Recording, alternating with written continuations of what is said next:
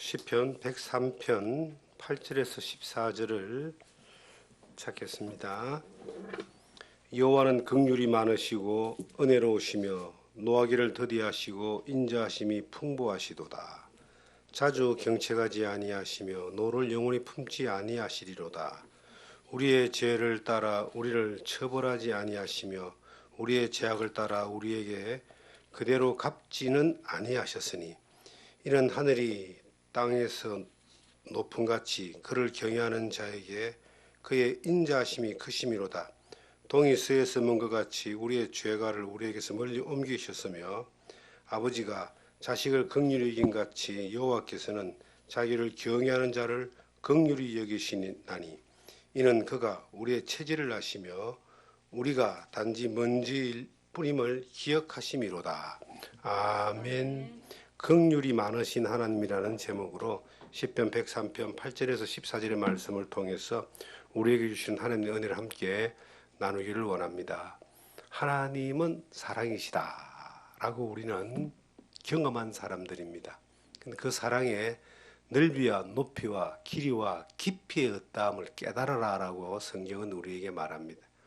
분명히 하나님이 우리를 사랑하시는 건 맞는데 어느 정도까지 사랑하시느냐라고 하는 것은 살아가면서 배워서 되는 것이 아니라 본인이 느끼고 경험하면서 되어지는 겁니다.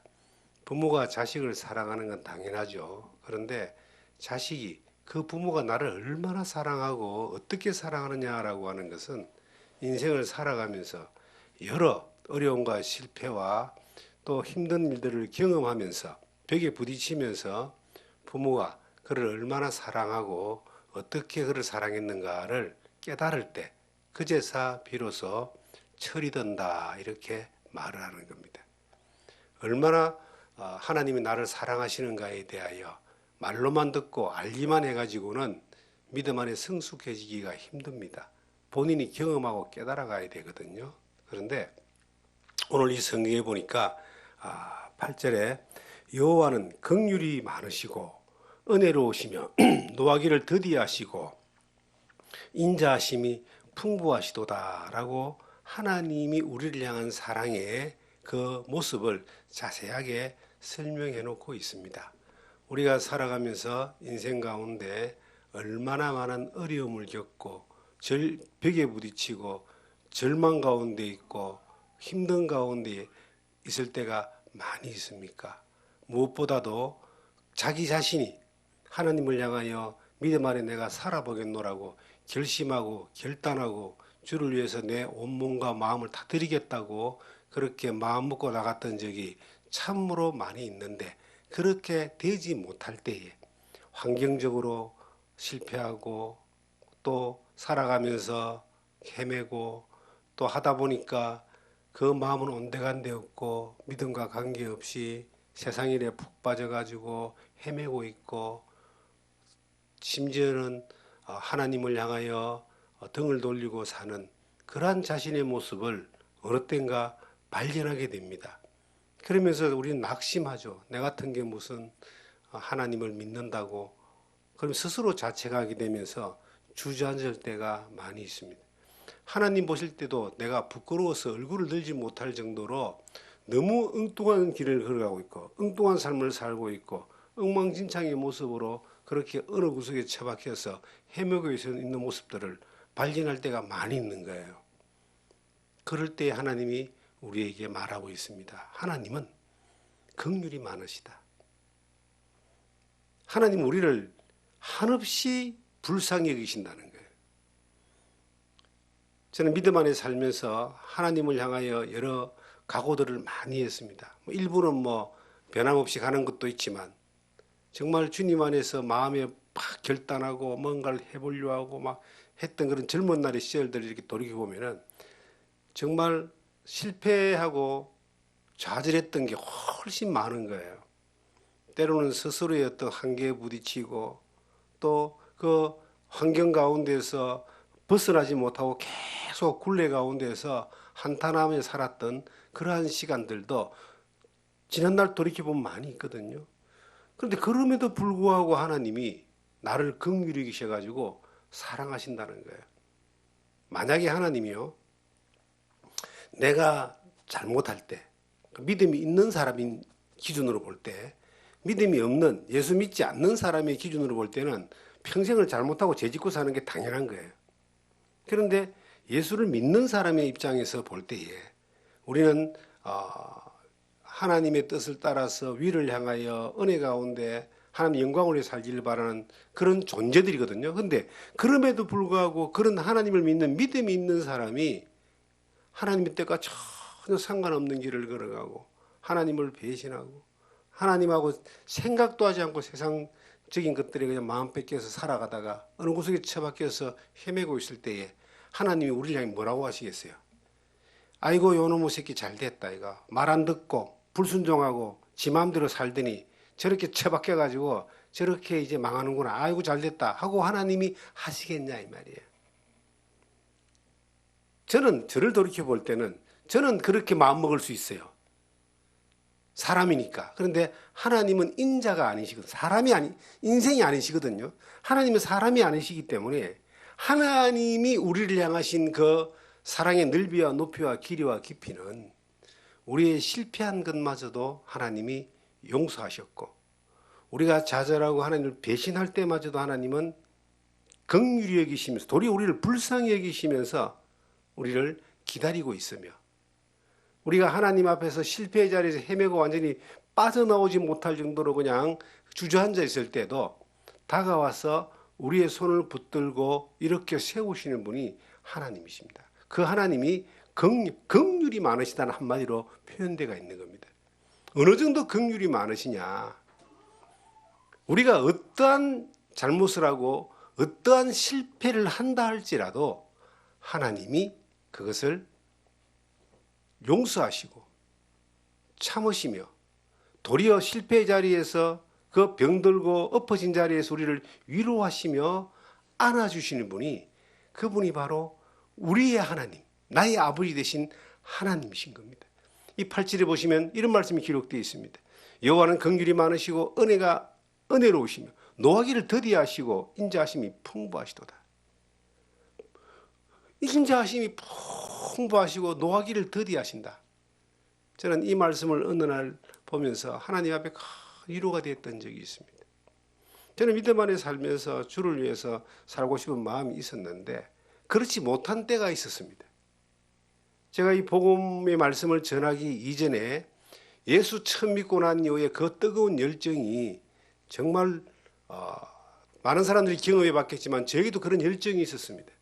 그래서 복음을 위해서 나를 위해 피 흘려주신 예수 그리스도를 위해서 이 한 목숨 바치겠다고 했는데 살아보니까 그게 안 되는 거예요. 살아보니까 뭐 교회도 안 나가게 되고 세상 친구들을 만나게 되고 성경은 보지만 예수 믿는 사람으로서의 행동이 아닌 삶을 그렇게 살았던 적이 있었습니다. 잠깐 한 1년 정도 그런 젊은 날의 어떤 이 패기와 열정이 주를 향해서 살겠다고 마음을 먹었지만 세상에 그 강하게 끌어당기는 그 끈, 그 유혹 이런 것들에 휩쓸려 가지고 그것이 더 좋다고 살았던 적이 있었어요. 그래서 하나님이 나를 버리신 것 같더라고. 마음만 불편한 거예요. 예수를 믿고 나니까 이제 내가 예수 안 믿었을 때는 내 마음대로 살아도 별로 마음에 불편함, 양심에 불편함이 없었는데 예수를 믿고 난 이후에 이제 잠깐 교회 생활, 신앙 생활 하다가 다시 세상으로 돌아갔는데 마음이, 양심이 너무 괴로운 거예요. 그 괴로운 양심들 때문에 이러지도 못하고 저러지도 못하고 하는데 그러다가 제가 큰 어려움을 당한 적이 있습니다. 갑자기 허리가 이렇게 아파져가지고 꼼짝도 못할 정도가 되고 뭐 침 맞아도 안 되고 병원 가도 안 되고 그 당시 이제 디스크 수술하라는 어떤 그런 진단이 나왔어요. 그러니까 뭐 기어 다닐 정도로 손도 못 올라, 허리 아프니 손이 안 올라가더라니까요. 그렇게 어려운 가운데 있을 때에 저는 제 마음 가운데 야, 내 힘으로 나사 보려고 병원도 다니고 별짓도 해봐도 안 되는 거예요. 그래서 젊은 애가 낮에 방에 누워가지고 이렇게 있는데 하나님이 나를 버리셨나? 아니지, 내가 하나님을 버렸지. 내가 정말 나쁜 놈이야. 그러면서 이제 내가 문득 성경을 봐야 되겠다. 그래서 이제 가방 속에 깊숙이 넣어놓은 우리 집에 예수 믿는 사람이 아무도 없었기 때문에 성경도 이제 그 숨겨놓고 봤던 그런 시절이었어요. 그 가방 속에 깊이 들어있던 성경을 기어가서 끄집어내 가지고 이제 엎지도 못하고 반드시 누워가 성경을 몇 자 보는데 그렇게 눈물이 나는 거예요. 내용이 성경 내용에 어떤 그 이 감동이 있어 눈물 나는 게 아니고 성경을 보면서 그렇게 눈물이 나는 거예요. 그 눈물이 이제 참회의 눈물이고 회개의 눈물이었어요. 하나님, 나에게 한 번 더 기회를 주십시오. 그러시면 제가 이제 엉뚱한 길로 가지 않고 정말 주님을 따르고 이 불쌍한 사람들 복음 전하면서 그렇게 믿음 안에 살겠습니다. 한 번만 더 기회를 주세요. 지금 내가 이렇게 엎어져 가지고 정말 장애인 돼 가지고 이 사람 구실 못하고 사는 건 너무 억울합니다. 한 번만 더 기회를 주세요. 정말 처음으로 간절한 기도와 회개를 한 거예요. 그러고 이제 이제 울다가 잤어요. 잠이 들어 잔 거야. 자고 일어나니까 갑자기 소변이 마렵잖아요. 그래서 일어나서 이제 요즘은 다 집안에 화장실이 있지만 옛날에는 집 밖으로 나가 뒷간이라 그래. 뒤로 가야지 화장실이 있어요. 나와서 뒤로 가서 소변을 보고 딱 돌아오면서 제가 깨달은 거예요. 내가 났었다는 걸 깨달은 거예요. 그 자리에서는 땅바닥에 무릎을 꿇었습니다. 하나님이 나를 정말 십자가 위에서 나를 대신 피 흘려 주시기까지 사랑하셔서 구원하신 그 하나님이 나를 정말 사랑하시는구나. 내 기도를 들으시고 내 형편을 살피셔서 나를 바른 길로 인도하기 위해서 이렇게 나에게 징계라고 하는 허리가 부러져 버리는 그런 아픔을 주시고 난 이후에 하나님 앞에 회개하고 돌아갔을 때 기도를 들으시고 낫게 하시는 그 하나님을 발견한 거예요. 하나님 정말 나를 사랑하시는구나. 그 경험이 저한테는 인생을 다시 한번 바른 길로 유턴하는 엉뚱한 길로 가려고 하다가 바른 길로 가는 그런 놀라운 경험이 됐습니다. 그 이후로 이제 주를 떠나서 엉뚱한 길로 가본 적은 없어요. 등을 돌리거나 옆길로 가거나 살다가 실패는 많이 했지만은 길을 바꾼 적은 없어요. 그 이후로는. 주님이 무섭기도 하고 하나님이 감사하기도 하고 나를 사랑하시는 그 하나님 배신해서는 안 되겠다는 생각도 들고 그 길을 쭉 지금까지 이제 오고 있는 거예요. 근데 이 말씀이 저는 그 밑에 보시면 이런 말씀이 있어요. 12절에 동이스에서 먼 것 같이 우리의 죄가를 우리에게 멀리 옮기셨으며 우리가 아버지가 자식을 긍휼히 여긴 같이 하나님께서 자기를 경외하는 자를 긍휼히 여기시나니 이는 그가 우리의 체질을 아시며 우리가 단지 먼지 뿐임을 기억하심이로다. 저는 이 말씀을 들을 때에 예전에 그러니까 이제 그때는 하나님이 예수 그리스도를 통해서 우리의 죄를 십자가에 짊어져서 영원히 다 갚아놨기 때문에 동쪽과 서쪽이 안 만나는 것처럼 하나님 우리 죄를 영원히 옮겨놓은 그 영원한 속죄, 영생의 약속에 대해서 확실한 믿음을 이 말씀들을 통해서 가졌던 사람이에요. 그런데 시간이 지나면서 깨달아지는 것이 뭐냐면은 하나님이 그렇게 했잖니. 그러니까 과거형이죠. 이전에 내가 처음에 예수를 믿을 때에 그 예수 그리스도가 십자가 위에서 피 흘려서 죄를 영원히 갚아주시고 동서가 먼 것처럼 우리 이제 다시는 찾지 않는 십자가의 영원한 속죄, 내가 영원히 다 이루었다는 것이 맞다는 거예요. 그런데 그걸로 끝난 것이 아니라는 거예요. 하나님 우리를 사랑하신 그 사랑이 그때 한번 너 구원했어, 너 사랑했어, 너가 하나님 자녀 되었어. 그걸로 딱 해놓고 난 뒤에 그러고 난 뒤에 네 마음대로 한번 살아봐. 그렇게 하지 않았다는 거예요. 그렇게 예수 그리스도의 그 놀라운 죄 사함의 은혜로 말미암아 그 영생을 약속받은 우리들에게 그 놀라운 은혜를 준 우리들에게 그걸로 끝난 것이 아니고 그때부터 시작이라는 거예요. 아이가 어머니 뱃속에서 10달 있다가 태어났어요. 태어나면 끝나지 않잖아요. 우리가 보니까 소나 염소나 이런 거는요, 태어나자마자 일어서서 걷더라니까요. 근데 사람은요, 태어나서 그냥 내버려두고 가버리면 100% 죽습니다. 그래서 보통은 이제 100일까지는 품속에 있고 100일 되면 살아있으니까 잔치를 했잖아요. 옛날에 돌 되면은 너 사람 됐다 이제. 그래도 돌 위에도 보살펴야 되잖아요.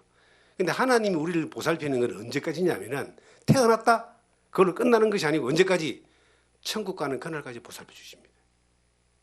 안 보살펴 주면 우리는 살아낼 재주가 없는 사람들이에요. 저는 내 힘으로 산다고 생각했던 적이 많았습니다. 나도 힘 있고 똑똑하고 또 뭔가 준비하고 열심히 하고 하면 남보다 좀 잘할 것 같아가지고 그렇게 살았던 적이 있습니다. 그런데 내 힘으로 살 수 있는 게요, 살아낼지는 몰라도 얼마 못 가고, 그리고 하나님의 은혜 가운데 사는 데는 가장 큰 장애물이 내 힘으로 사는 거라는 거예요. 어떤 사람이 긍휼을 받습니까, 여러분? 하나님이 어떤 사람을 긍휼하실까요? 이 성경에 그렇게 기록되어 있잖아요. 아버지가 자식을 긍휼히 같이, 그렇게 기록되어 있죠. 13절에 여호와께 자기를 경외하는 자를 긍휼히 여기신다. 긍휼히 여긴다. 하나님이 늘 눈길을 떼지 아니하고 불쌍히 보는 사람이 어떤 사람이냐? 하나님을 경외하며 사는 사람을 더 긍휼히 여기신다는 거예요. 어머니가, 아버지가 자식을 어떤 마음으로 봐요? 불쌍한 마음으로 보잖아요. 사랑하는 마음이 사실은 내 없으면 살지 못하기 때문에 내가 얘를 돌봐줘야 되기 때문에, 그래서 양육한다 그러잖아요. 이거 불쌍히 여기는 마음이 기본이거든요. 사랑에 긍휼이 더해지는 마음이 기본이잖아요. 그런데 인간은 뭐 초등학교 정도 다니며 지나고 나면은 어느 정도 뭐 자기 힘으로 살 수 있는 존재지만, 예수 믿는 사람은요, 하나님의 자녀된 사람은요, 언제까지냐? 우리가 천국 갈 때까지 하나님의 긍휼하심이 필요한 사람이에요.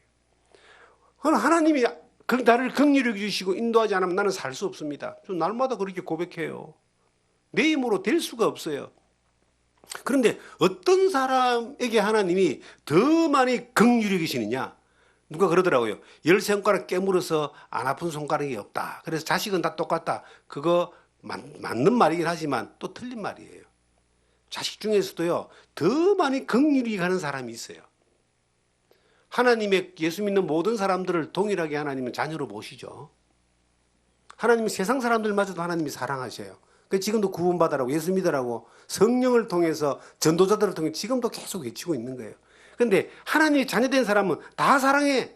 끝까지 사랑해. 그런데 살면서 하나님의 긍휼하심을 많이 경험하고 사는 사람, 하나님이 보호해 줘야 되고, 인도해 줘야 되고, 지켜줘야 되고, 눈물을 닦아줘야 되고, 그 수고의 짐을 덜어내줘야 되고, 그 길을 열어주시는 그 긍휼하심이 손이 더 많이 가는 사람이 누구냐?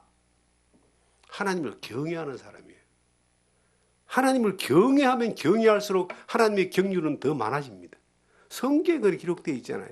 다시 한번 읽어볼까요? 13절에 아버지가 자식을 긍휼히 여긴 같이 여호와께서 자기를 경외하는 자를 긍휼히 여기시나니. 경외가 뭡니까? 하나님을 예배하고, 하나님을 찬양하고, 하나님의 말씀을 순종하고, 하나님께 기도하고, 하나님을 사모하며, 그렇게 있는 사람을 하나님을 경외하는 사람이라 그럽니다.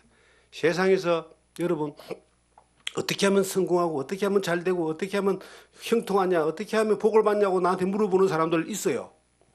저는 정확하게 이야기합니다. 첫째는 예수를 믿어야 된다. 구원받아야 된다. 예수 믿고. 두 번째는요, 이제 예수 믿는 사람이 물어올 때는 두 번째를 이야기해야 되죠. 하나님을 경외하며 사십시오. 그러면 반드시 하나님이 당신을 복 주실 겁니다. 여러분, 어떤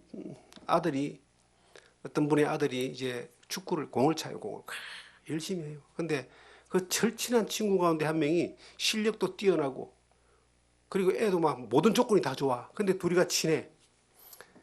이제 누구든 자기 아들이 남들보다 잘못되기를 원하지 않잖아요. 그래서 이제 어떻게 하면 뭐 속으로는, 마음속으로 늘 더 뛰어나고 더 뻗어가고 더 잘 될 수 있을까? 이런 이제 고민을 가지고 이제 대화를 나눈 적이 있습니다. 여러 가지 생각들 하는 거예요. 막 조건들을 이야기하고 환경들을 이야기하고. 제가 그런 이야기를 했습니다. 내가 알기로는 성경에 빠른 경주자라도 선착하는 것이 아니다. 힘이 좋아서 빨리 달린다고 해서 항상 1등하는 게 아니라는 겁니다. 두 번째는 사람이 많다고, 군대가 많다고 전쟁을 이기는 것이 아니다. 하나님 이기게 해줘야 이긴다. 그래서 정말로 그 아이 하나인데 소망이 있는 거예요. 요즘 우리나라에 손흥민이 그 강원도 춘천 아잖아요. 그죠? 공차 가지고 완전히 뭐 이거 대단한 세계적인 스타고 집안을 다 살리고 지금 뭐 어마어마한 부를 가지고, 그게 하나의 롤 모델이 돼 있을 거예요, 아마. 근데 그런 것들이 꿈을 가지고 있는데, 그 꿈을 이루기 위해서는 어떻게 하면 되느냐? 저는 한 가지 방법만 하면 된다. 하나님을 경외하면 된다. 하나님이 이기게 하시는 사람이 이기고, 하나님이 승리하게 하는 사람이 승리하고, 하나님이 복 주는 사람이 복 받는 겁니다. 예수 믿는 사람에게는 특별히 더 그렇습니다. 그렇게 하시면 돼요. 그 비결이에요. 성경에 나와 있잖아요.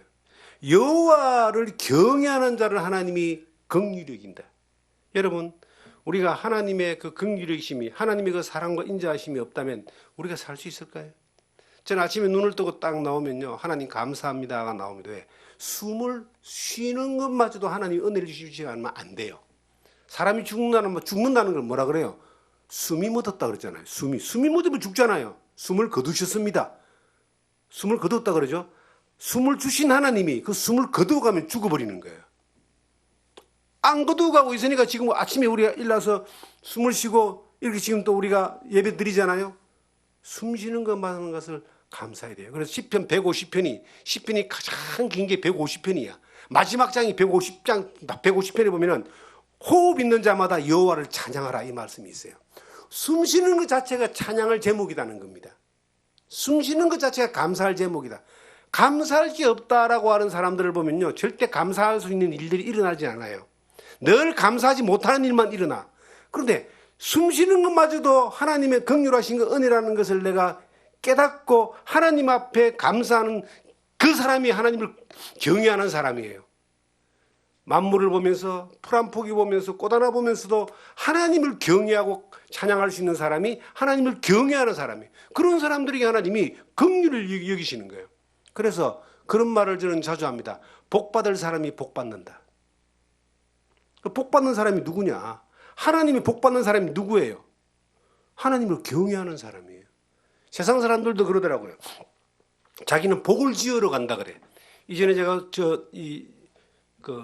봉사활동 같이 할 때 같이 했던 분들이 그 중에 이제 예수 안 믿는 사람이 있어요. 지금도 안 믿어요. 하나님 말씀 전하려고 그렇게 애를 쓰는데도 뭐 집안 대대로 뭐 다른 게 믿는 게 안 믿어. 근데 그 사람은 참 선한 사람이야. 늘 하는 말이 봉사하면서 그런 말 하는 거예요. 자기는 봉사라고 하지 않는다고 복 지으러 다닌다고 그랬어요. 제가 속으로 웃었죠. 그렇게 복을 백날 지어봐야 그게 복이 오지 않는다고. 복은 하나님께로부터 오는 것인데 예수 믿어야 진정한 복이 오는 건데 백날 말해도 안 들어. 그 말이 재밌대요. 복을 짓는다는 말이 좀 재밌었어요. 복을 지으니까 복을 받는다 그러는데 아닙니다, 여러분. 우리가 성경적으로 보면은 하나님이 복을 줄 수 있는 자리에 있는 사람이 복을 받는 거예요. 어떤 사람이냐 그러면 그 사람이 하나님을 경외하는 사람입니다. 여러분, 저희가 밥 먹을 때 항상 기도를 하잖아요. 저는 밥 먹을 때 기도하는 그 식기도를 굉장히 귀하게 생각해요. 사람이 인생의 기준이 뭡니까? 처음이 먹는 거예요, 먹는 거. 먹기 위해 사냐, 뭐 이런 말 하잖아요. 근데 그 모든 먹을 때에 하나님을 경외하며 하나님께 감사하고 하나님을 찬양하는 게 기도잖아. 그런 행위를 하는 사람이, 삶 가운데 하는 사람이, 그 습관이라도 괜찮아요. 좋은 습관이죠, 그것은.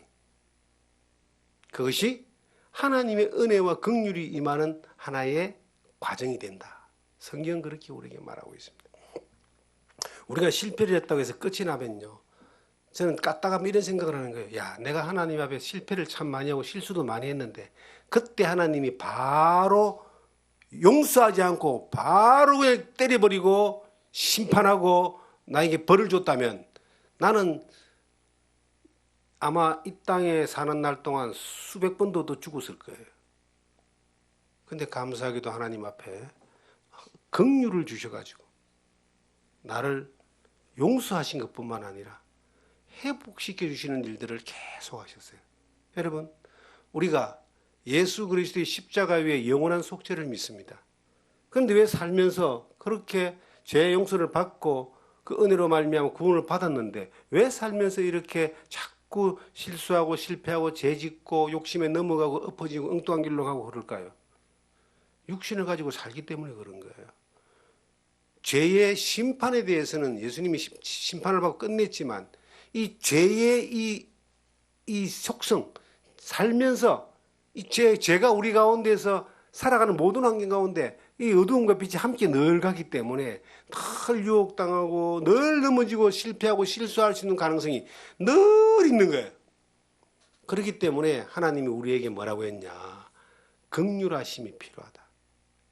살아계신 하나님이 우리를 지키고 인도하고 보호하고 우리를 강하게 하는 것뿐만 아니라 넘어지고 엎어지고 깨지고 실수했을 때도 하나님이 다시 회복시키고 안아주시고 우리를 끝까지 이끌어 주시는 겁니다. 자기 자식이 한 번 자식 잘못했다고 갖다 버리는 부모가 어디 있습니까? 10번 잘못했다고 때려 죽이는 부모가 어디 있습니까?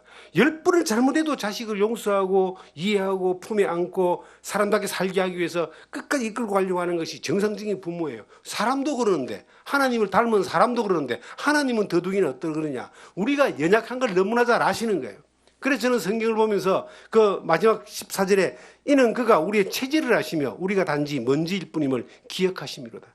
하나님이 우리의 체질을 알고 계신 거야. 체질이 뭐냐면은 이게 영어로 엘리먼트라 그래요. 이게 원소. 우리의 이 육체의 구조가 원소로 되어 있잖아요. 이것을 하나님이 아는 것뿐만 아니라 우리의 영혼, 우리의 믿음, 우리의 양심, 하나님이 다 알고 있는 거예요. 그러니까 어떻게 알고 있느냐? 우리가 약한 걸 알고 있는 겁니다. 늘 죄지을 수 있고 실패할 수 있고 심지어 하나님을 배신할 수도 있는 그러한 연약한 존재라는 것을 하나님이 알고 계신 거예요. 그러니까 알고 계시니까 하나님이 우리의 실수도 받아주시고 실패도 받아주시고 어루만져 주시며 인도하시며 위로하시며 세워주시며 해주시는 겁니다. 만약에 하나님이 우리를 하나님 같은 그런 완전한 존재로 알았다면은 우리가 한 번 잘못하면 갖다 버려야죠. 근데 그러지 않습니다. 예수님의 십자가의 보혈의 은혜가 없으면 구원받지 못하는 존재라는 걸 알았기 때문에 예수님이 오셔서 피 흘리셔서 죄를 갚아주셨고 우리가 살면서 늘 육신의 욕심대로 살다가 실패하고 실수하고 넘어지고 엎어질 걸 알았기 때문에 하나님이 긍휼하심을 주시면서 우리로 하여금 늘 회복할 수 있는 은혜를 더하시는 거예요. 나는 그 하나님이 너무 좋아요. 그 하나님이 그렇게 나를 사랑하시고 긍휼히 여겼기 때문에 오늘까지 있는 거예요. 천국까지 가는 그날까지 있는 겁니다. 우리가 지금도 살면서 어떤 면에서는 어디에 막 쇠사슬에 매여 있는 것처럼 발에 족쇄를 찬 것처럼 그 실패의 구덩이 가운데서 그 엄청난 어려움의 구덩이 가운데서 헤매고 못 나오는 경우가 있어요. 어떻게 그 쇠사슬을 끊을 수 있느냐? 하나님을 경외함으로 회복하는 겁니다. 예배가 회복되고 기도가 회복되고 하나님과의 관계가 회복되고 그렇게 나가는 거예요. 하나님 앞에 가장 큰 실수를 한 사람 가운데 여러 사람들이 성경에 나옵니다. 아브라함은 거짓말에가 아내를 팔아먹었고요. 그죠? 삼손은 그냥 막 이방여인이라고 그냥 못된 짓 하다가 그냥 눈에 뽑혀버렸잖아요. 성경에 그런 사람 많이 나옵니다. 요나는 하나님 말씀 배신해서 저기 니느웨 가라는데 다시스로 가다가 그 풍랑에 빠져서 물고기 밥이 됐잖아요. 근데 그걸로 끝이 아니에요. 그 다음이 있더라는 겁니다. 하나님의 긍휼하심이 그 다음이 있는 거예요.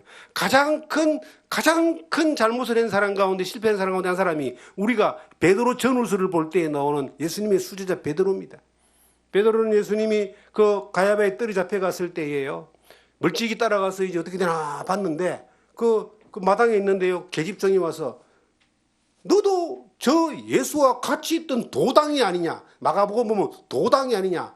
이 한 무리가 아니냐. 니 그 제자 아니냐 그랬더니 베드로가 아니다 그런 거야. 그 계집종이 생각해 보니까 맞거든요. 또 한 번 더 네가 그 도당이 아니냐. 아니다 그러는 거야. 근데 예수님이 그 베드로에게 네가 닭이 울기 전에 나를 3번 부인하리라고 미리 말씀해 주거든요.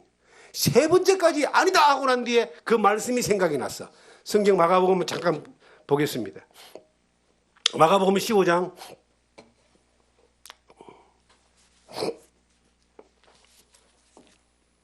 71절에 그러나 베드로가 저주하며 맹세하되 나는 너희가 말하는 이 사람을 알지 못하노라 하니 닭이 곧 2번째 울더라. 이에 베드로가 예수께서 자기에게 하신 말씀 곧 닭이 2번 울기 전에 네가 3번 나를 부인하리라 하심이 기억되어 그 일을 생각하고 울었더라.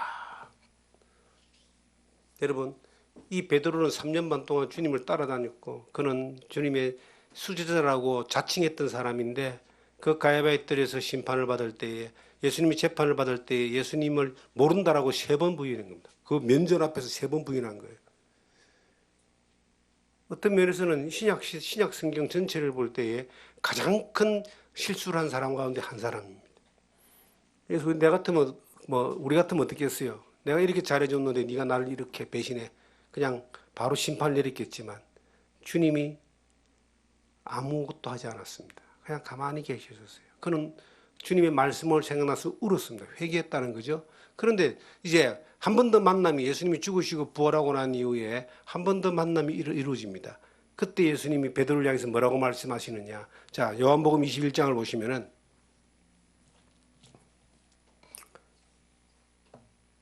21장 15절부터 쭉 나오는데 15절 보겠습니다.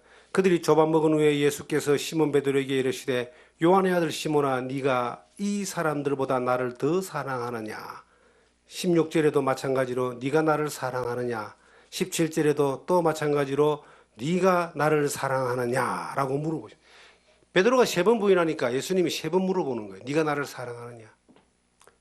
베드로가 주께서 하시나이다. 이 베드로를 버리지 아니하시고 다시 찾아오셔서 만나주시고 회복해 하시며 그로 하여금 그가 그 예수 그리스도의 복음을 전하는 사명을 감당하는 데에 역할을 할 수 있도록 하나님이 그를 인도하십니다. 그 내용이 요한복음 21장의 내용이에요. 그가 베드로 전후서를 기록한 그 사도입니다. 여러분, 우리가 살아가면서 실패했다고 실패가 끝이 아니에요. 실수했다고 실수가 끝이 아니에요. 실패와 실수 뒤에도 주님이 여전히 우리를 사랑하십니다. 긍휼하심이 많은 자리에 있어야 됩니다. 하나님의 긍휼함이 있는 자리에 있는 사람은요, 예수 믿고 20년, 30년 실수하고 실패하고 엎어져 있다 할지라도 다시 회복하면 그때부터 다시 또 하나님의 그 사랑 가운데서 네가 나를 사랑하느냐, 네가 나를 긍휼히 경외하느냐, 그것이 해결되어지면은, 관계가 해결되어지면은, 내가 그 앞에 경외하는 자세로 나오면은 하나님은 다시 우리를 품에 안으시고 인도하셔서 우리를 하나님 쓰시기에 합당한 그릇들로 복이 흐르는 그러한 축복의 통로로 우리를 사용케 하시는 거예요. 하나님이 우리를 몇 번 실수, 실패, 또 지금도 그 사슬에 매여 있다 할지에서 우리를 버리지 않습니다. 하나님은 긍휼이 풍성하신 분이에요. 특별히 하나님을 경외하는 자에게는 긍휼하심의 역사를 보여주십니다. 제가 아주 오래전에 들었던 말씀 가운데 하나가, 성경 가운데 비로됐던 말씀 가운데 하나가 이사야서 42장이 나오는 말씀이에요. 이사야 42장을 보시면 이런 말씀이 있습니다. 42장 3절에 보시면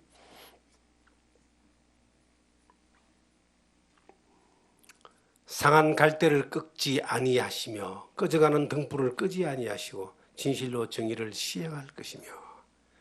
상한 갈대, 꺼져가는 등불을 끄지 않고 끄지 않는답니다. 우리는 항상 이 땅에 살면서 예수 그리스도 안에서 은혜와 복을 누리지 않는 자리에 있을 때는요, 하나님을 경외하는 믿음의 자리, 예배자의 자리에 있지 않을 때에서는 언제 꺾일지 모르고 언제 꺼질지 모르는 그러한 그 희미한 등불 같은 그러한 존재로 사는 거예요. 겨우 목숨만 유지하고 간신히 헐떡거리며 살아가는 그러한 존재인데 하나님이 그러한 존재된 우리를 꺾어버리지 않는다는 겁니다. 끄게 하지 않는다는 겁니다. 불씨를 살려주시고 다시 붙들어 세워주시고 하나님 보시기에 베드로와 같은 그러한 회복의 역사를 이루어주시는 거예요. 저도 늘 하나님 앞에 감사하는 게 있어요. 내가 실수하고 실패하고 하나님을 향하여 잘못 살아갔을 때도 하나님이 그때 나를 어루만져서 징계하거나 교훈하셔서 늘 돌아서긴 했지만 밟아서 죽여버리진 않았다는 겁니다. 얼마나 감사한지 몰라요. 지금도 얼마나 감사한지 몰라요. 주의 긍휼하심이 늘 흘러내리는 그러한 자리에 사는 것이 주님 없이 내가 더 큰 일을 한다고 외치며 떵떵거리며 살던 데보다 훨씬 낫다는 겁니다. 그래서 그 은혜가 여러분들에게, 우리 모두에게 정말 끊임없이 흘러가는 자리에 있기를 주님의 이름으로 부탁드립니다.